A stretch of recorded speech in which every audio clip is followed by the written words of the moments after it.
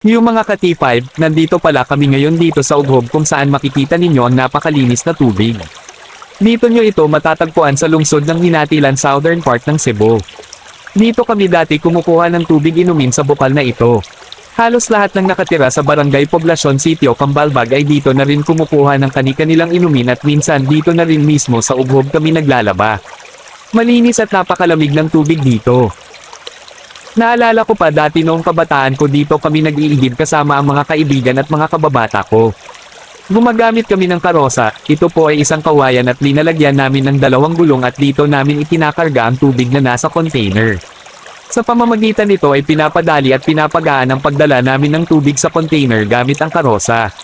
Dito pwede kami magdala ng 2 o higit pang container at ikakarga namin sa karosa.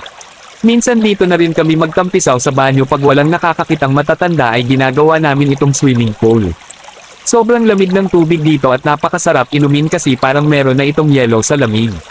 Natural at napakasarap ng lasa at hindi mo ito maikukumpara sa tubig ngayon na nasa water refilling station.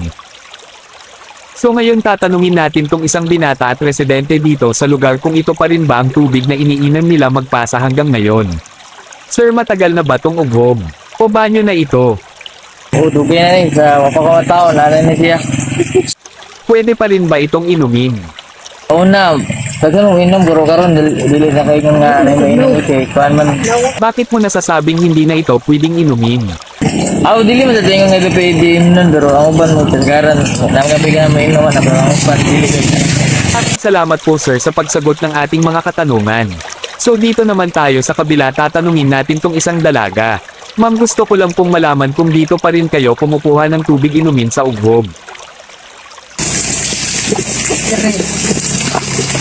Miss, gusto ko lang po sanang malaman kung wala po bang kayong ibang mapagkukunan ng tubig maliban dito. Ito pa rin ba magpasa hanggang ngayon ang tubig na iniinom at ginagamit ninyo? So anong masasabi mo dito sa bukal na ito, sir? What? I don't understand. Okay, I'm so sorry. So you're a foreigner, am I right? I'm new here. So sir, may I know about your own opinion or what can you say about this wonderful place?